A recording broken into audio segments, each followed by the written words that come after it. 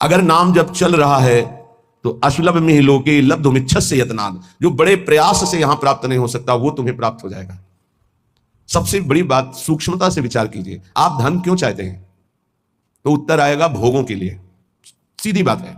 धन से हम मकान बना सकते हैं, हम सुंदर सुंदर भोग एकत्रित कर सकते हैं, कपड़ा लत्ता भोजन भोग सामग्री सब, ठीक है। इन भोगों में सुख है, ये अज्ञान से आपने मान रखा है। नहीं तो ऐसे हैं जितना आप धन चाहते हो, जो भोग चाहते हो, ये सब उनके पास है, लेकिन असंतुष्ट हैं। आपकी पहुंच नहीं है, इसलिए वो आपसे थोड़ी बताएंगे। अपने लोगों को पता है, जिन पदों की आप आकांक्षा करते हैं, जिन भोगों की आकांक्षा करते हैं, जिस वैभव की आकांक्षा करते हैं, वो वैभव है, वो पद है, वो भोग है, पर एकांत में रोते हुए नजर आए हैं, रोते हुए। मान लीजिए, बिना श्री भगवान के भजन के तुम्हें कहीं विश्राम नहीं मिल सकता। अगर संपत्ति ही चाहिए तो 5 वर्ष के बालक ध्रुव ने, जब सुरुचि ने झिड़क दिया कि अगर महाराज की सिंहासन पर बैठे हुए गोद में बैठना है तो जा नारायण का भजन कर और ये शरीर छोड़ और मेरे गर्भ से पैदा हो, तब तो सिंहासन का अधिकारी होगा, सुनीति के गर्भ से नहीं।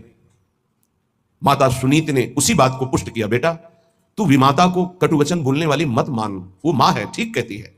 महाराज तो मुझे दासी भी स्वीकार करना आप नहीं चाहते, तू परम कृपालु भगवान नारायण का भजन कर, हरि का, और उन्हीं से अपनी चाह की पूर्ति कर।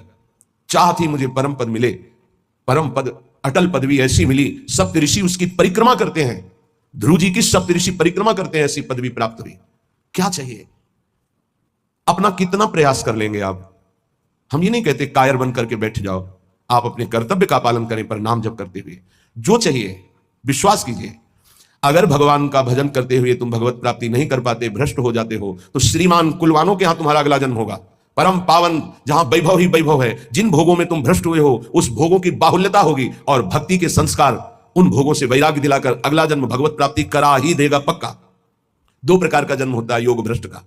यदि वो भोगों में भ्रष्ट हुआ है तो भोग की बाहुल्यता और भक्ति संपन्न घरों में जन्म होगा, और यदि वो वैराग्य की चूक हो गई है तो अगला जन्म उसको सीधे ऐसे गृहस्थों के यहां होगा जो अकिंचन वैरागी और भगवत भक्त होंगे, जहां जन्म से वैराग्य के संस्कार और फिर भगवत तत्व का बोध, भगवत प्राप्ति। घाटा तो है ही नहीं। थोड़ा भी नाम जप किया तो दुर्गति से बचाकर सदगति में लगा देगा।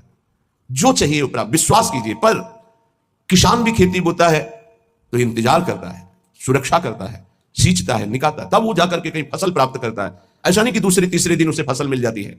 आज आप नाम जपना शुरू, सोचते हैं एकदम चमत्कार हो जाए, जो कहा जा रहा है एकदम संपत्ति आ जाए, एकदम सारे दुख मिट जाए। ऐसा नहीं होता, ऐसा नहीं होता।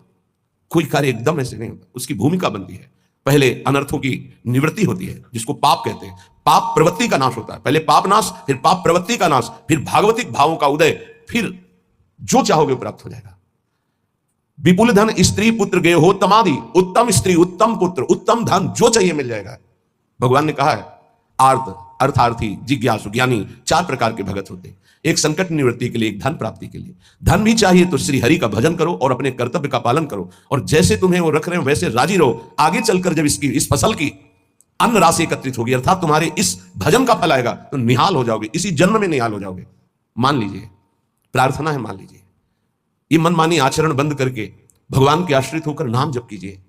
ये तुम्हारे गंदे आचरण, गंदा भोजन, गंदे विचार, ये तुम्हारा नाश कर देंगे। जो तुम्हें लगता है अरे कुछ नहीं है, जब विपत्ति और संकट और पापों का फल आता है तब समझ में आता है कि हमने क्या गलती की है।